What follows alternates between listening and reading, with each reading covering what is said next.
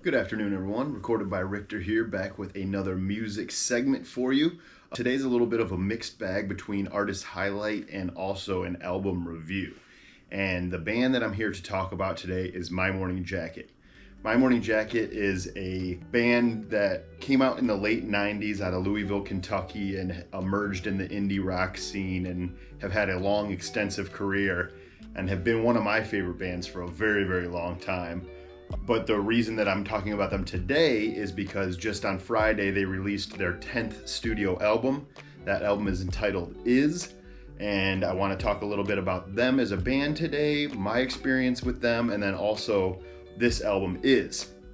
So before I get into any of that, I would like to kind of read off the personnel, because I think naming off the members of the bands that are involved, I think is important. I don't think it gets highlighted enough, producers and artists and stuff, and we kind of just push it aside sometimes. And I like the nerdy deep dive, so I'm going to go ahead and go with that here today. And I've got Jim James as the lead singer and rhythm guitar player, sometimes plays lead as well. Tom Blankenship on bass.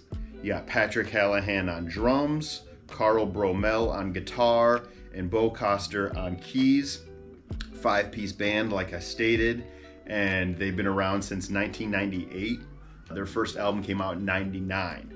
They have 10 projects, like I said, so I'll name those off for you too so you can get a little context and go back. You had Tennessee Fire in 1999, At Dawn in 01, It Still Moves in 03, and that's where my fandom for this band came into play, was It Still Moves. That was the first music I heard by them. I had a friend, I took a graphic arts class my junior year of high school, which would be 03, and my friend put me on to My Morning Jacket because she knew I was really into like indie rock and different bands and stuff, and she put me on to them, and I started paying attention to them. I went and bought It Still Moves from, there used to be a record store here in town called Dearborn Music. There's still one in the original location, but we had one here in Canton too. But so Dearborn Music is where I bought that CD, and man, I just fell in love with them. And my fandom like took off quick for them after It Still Moves. I saw them tour this album. They were on the Rock for Change tour with Dave Matthews Band, Ben Harper, and Jurassic 5. God, that was a sweet show. And I remember seeing them open that show and just seeing them just go crazy. One Big Holiday Live was so mind-blowing. They all had super long hair at the time and just rocking out and everything. Yeah, that really sold it for me. And their live show was so impressive that I continued to see them every single time they come to town. But anyways, continuing on, It Still Moves, their third album in 2003. Z in 2005, that put a lot of more eyeballs on them. This album was critically acclaimed.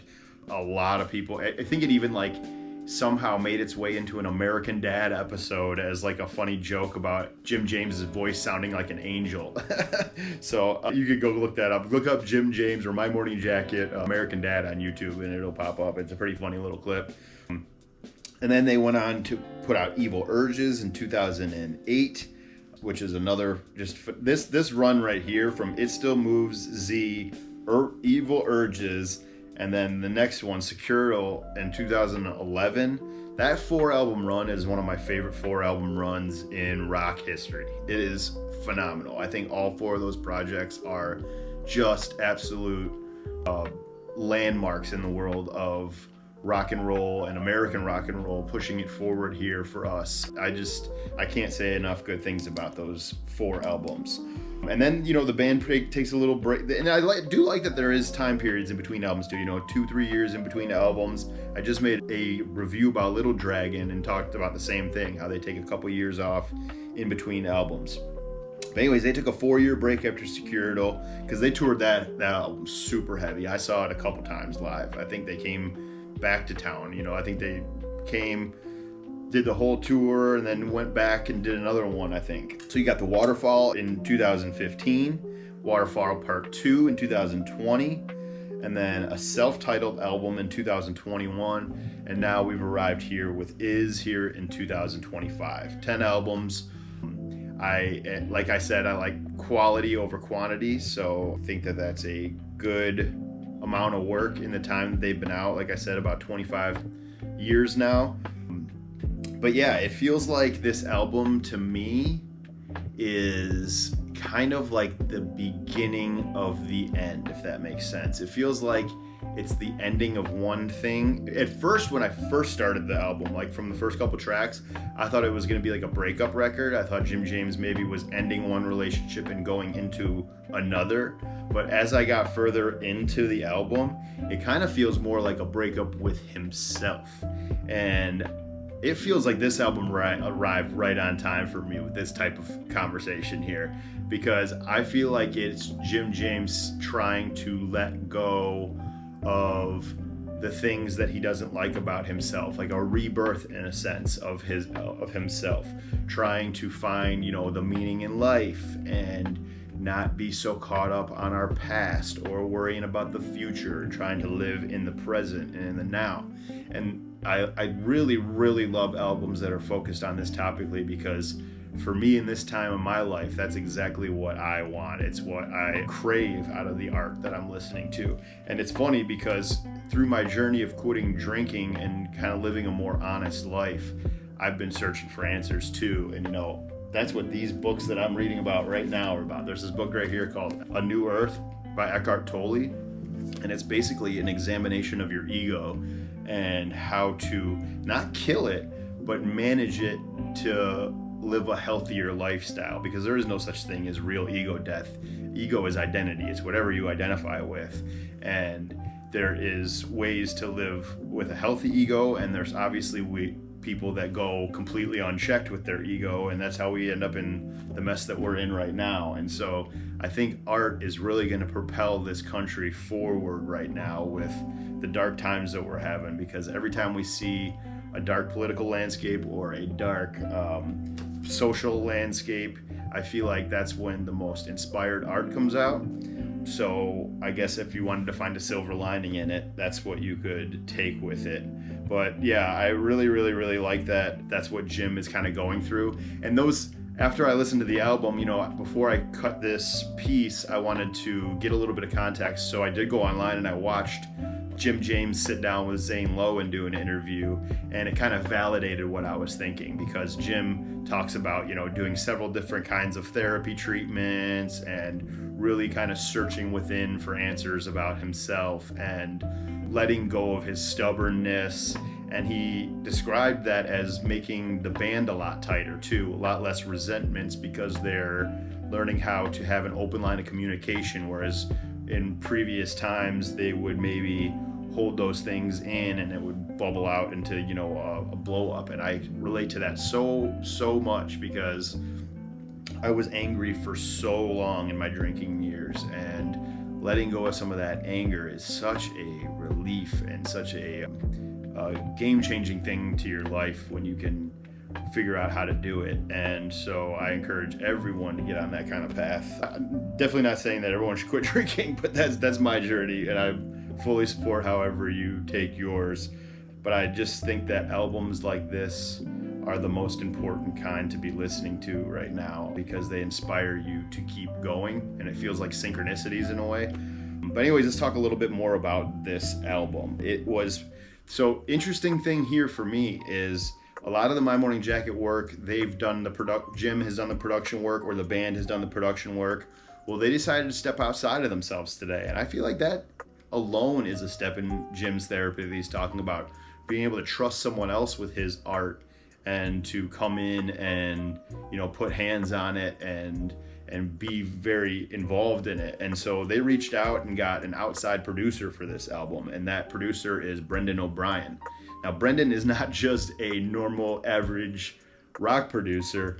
Brendan is a bit of a legend himself, because as in looking up his past works, he has done a lot of mixing, engineering, and producing, and these are just some of the bands he's worked with: Black Crowes, Stone Temple Pilots, Red Hot Chili Peppers, Pearl Jam, Bob Dylan, Bruce Springsteen, Neil Young, Rage Against the Machine, Incubus, Korn, Limp Bizkit, Offspring, AC/DC, and the list goes on and on and on. So I just think that that's very impressive, and it also had to be kind of like exciting and nerve-wracking for the band, because it'd be strange to now have someone else behind the boards and Jim described it in the Zane Lowe interview as a very positive experience because he was so solely focused on the music that it really kind of helped them with their growth as a band. So I think that that's really dope.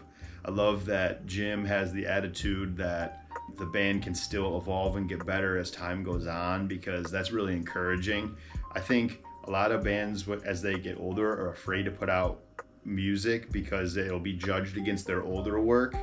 And, you know, that's inevitable, but I think I'd rather have a band that I love swing and miss than not put out anything at all, because I think that it doesn't matter if you have one bad album. Who cares? If you've made a classic in your life, who cares? Many people have not even put out one album. So I don't know, I just encourage the veterans in music to keep dropping music, because I'll keep listening to it and I'll keep promoting it on my page.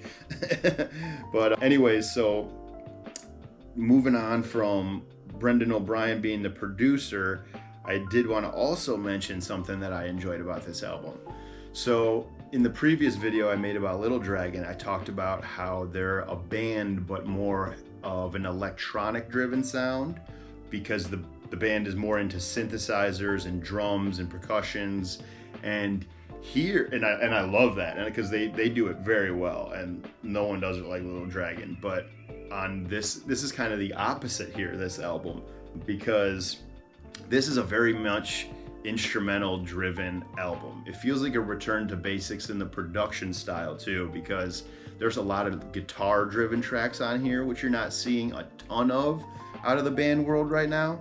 Computers in the digital age is super popular, and I'm not against that. I think that's all great too, but it does feel nice to hear these crunchy guitar licks and tracks that are driven by like cool chords or string arrangements, or that have guitar solos on them at some times. Let me actually pull this up since I have their track list up here. One of the ones that I know, for me, so I don't want to I have to be critical in a sense when I'm reviewing music, because I don't want to be like a Jimmy Fallon and just be like saying that everything that everybody does is amazing.